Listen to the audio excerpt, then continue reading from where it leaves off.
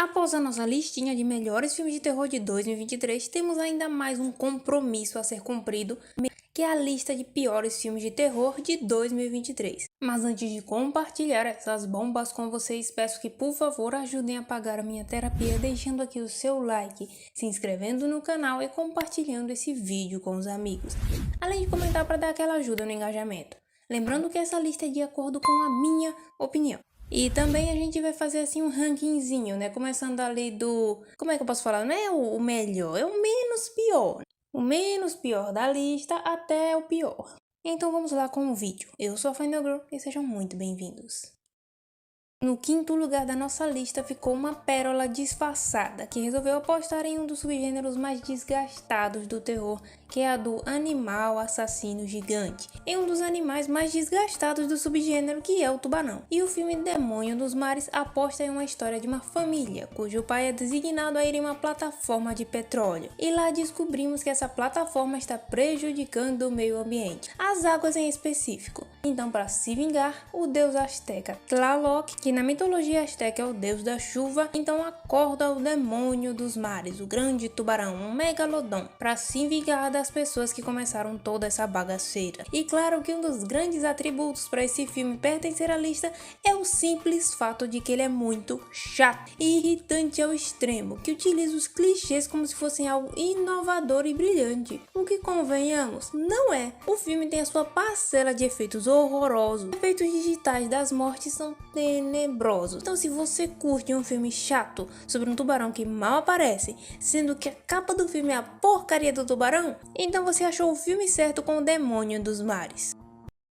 Em quarto lugar, temos um reboot que ninguém pediu, olha só que novidade, ninguém queria e ninguém viu. Porque, sinceramente, eu não sabia que esse filme estava para sair esse ano, que é o Colheita Maldita, que mesmo sendo finalizado ali em 2020, esse filme foi lançado oficialmente para o público esse ano de 2023. E era melhor só ter fingido que não tinha acontecido mesmo. Mas sobre o que é? O filme conta sobre Even, uma garota que sobreviveu a um trauma, um massacre que aconteceu na cidade. E enquanto acompanhamos essa história dela tentando se restabelecer mentalmente e tudo mais, nós vemos essa cidade que ela mora, que é no interior, em que a sua principal fonte de lucro da cidade vem da colheita. Tá aí o nome, né? Mas a cidade tá numa situação deplorável. Então é oferecido a ela um acordo para as plantações serem queimadas e assim a cidade receberia uma parte boa em dinheiro para reerguer a cidade. O porquê? Sabe lá Deus. Então as crianças, lideradas pela Even,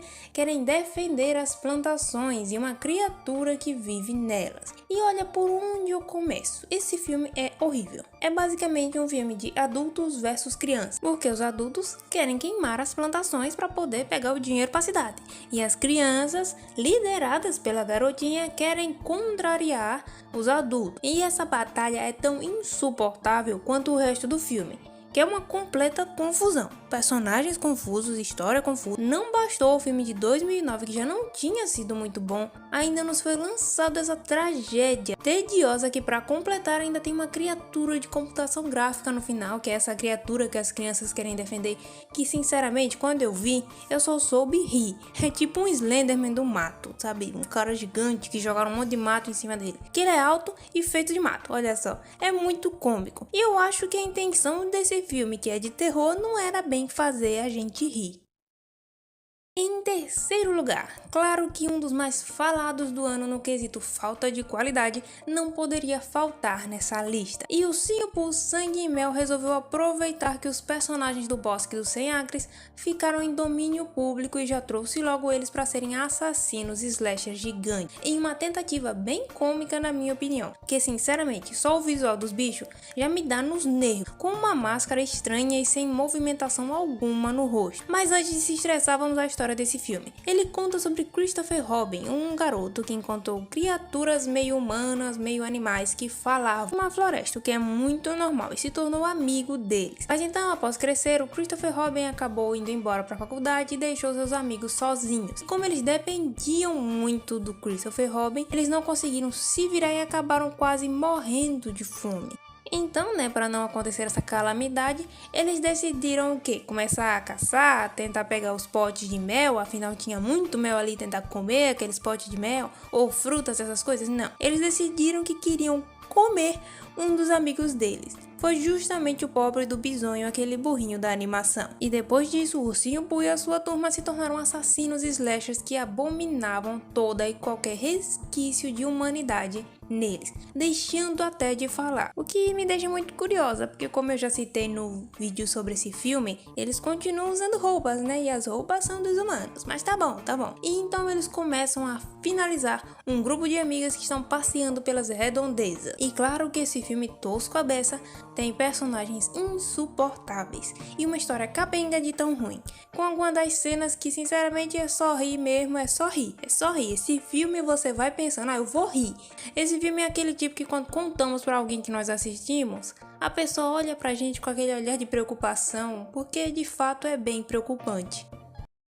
Em segundo, temos um filme que tentou muito, mas não deu. O filme Presos na Floresta, Fuja se for capaz, resolveu apostar numa trama simples, de duas pessoas presas em uma situação limite. Assim como foi feito em Pânico na Neve, A Queda, Abismo do Medo, Águas Rasas, filmes que por mais que não sejam perfeitos, têm a sua parcela de qualidade. Sabe por quê? Porque é um filme que traz apenas poucos personagens em praticamente um cenário na maior parte dele, e trazer coisas que tornem aquele lugar interessante. E isso aqui, infelizmente, nós não temos. O filme conta sobre um casal em separação que decide fazer uma trilha, mas lá acabam sendo assaltados e seguem um caminho que já lhes havia sido dito que era perigoso, no meio da floresta. Então que o casal, por azar do destino, não sei porquê, né, afinal, né, ali não era perigoso nem um pouquinho, acabam caindo em um tipo de areia movediça. E agora, sem ninguém saber que eles estão ali, eles começam a ter que resolver as suas divergências para tentar sair daquele lugar com vida.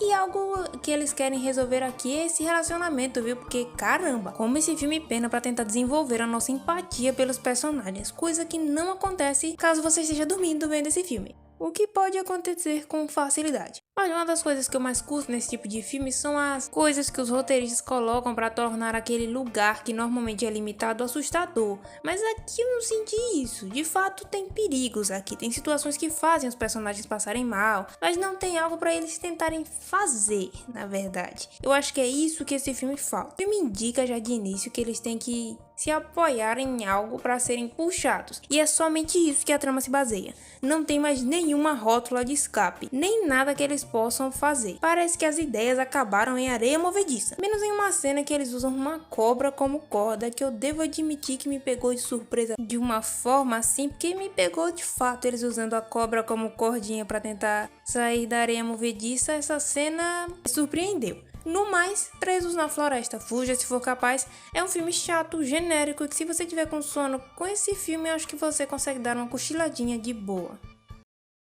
Mas em primeiro lugar, o grande vencedor desse prêmio desse ano, que não é um prêmio muito bom para se ganhar, mas ainda assim é uma grande pérola, que para eu falar eu tenho que explicar o contexto que eu encontrei esse filme. Eu tava de boa assistindo A Múmia, aquele clássico da Sessão da Tarde, quando me deparei com uma dúvida sobre o elenco e fui pesquisar sobre no Google.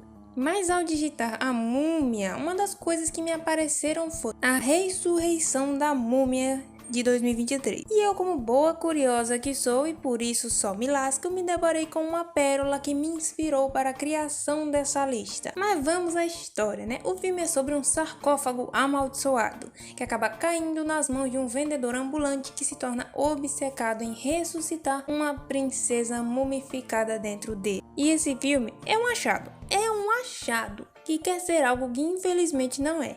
Ele me mete um filme de época e de múmia, sem orçamento, com personagens tenebrosos e umas cenas bem constrangedoras de visão da múmia, umas visões que os personagens têm, que eu devo admitir que me surpreendeu que ela realmente aparece. Por quê? Porque normalmente nesses filmes de terror, com qualidade duvidosa, que tem aquelas capas exageradas e títulos bem assim, como eu posso dizer, apelativos. Tem vários. Tem Fada dos Dentes, tem os filmes de Krampus, A Maldição de Leprechaun, A Múmia vs Frankenstein, umas bagaceiras dessa. E normalmente esses filmes têm esses títulos e essas criaturas. Mas quando elas aparecem de verdade, nós comparamos assim com as figuras da capa do filme, sinceramente a risada vem. Porque o Photoshop que metem na capa é impressionante para deixar a criatura menos risível. Porque me digam, vocês olhando, dá vontade de assistir qual filme? Pois é, nenhum, mas o menos pior é esse aqui.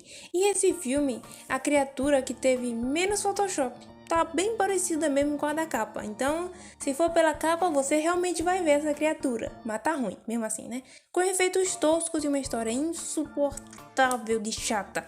Eu dormi bem umas 4 vezes para conseguir terminar. Porque assim, às vezes o filme é daquelas vibes meio bagaceira mesmo, um filme bagaceira mesmo.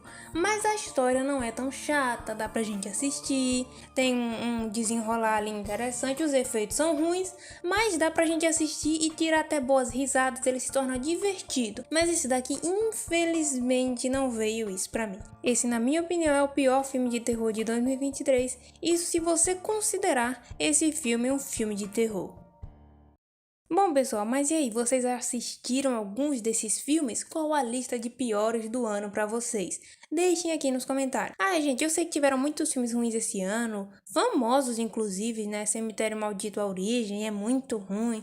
O Exorcista Devoto, que foi bem complicado. Teve um filme que eu assisti chamado Roleta da Morte, que eu não curti tanto assim. E mais alguns que eu assisti poderiam ter entrado, mas no saldo final eu acho que os mais insuportáveis pra mim, na minha opinião, são esses mesmo. Mas deixem aqui a sua lista para eu dar uma olhada também, tá certo? Bom, por esse vídeo é isso. Muito obrigada pela atenção e paciência de sempre. Até a próxima e tchau!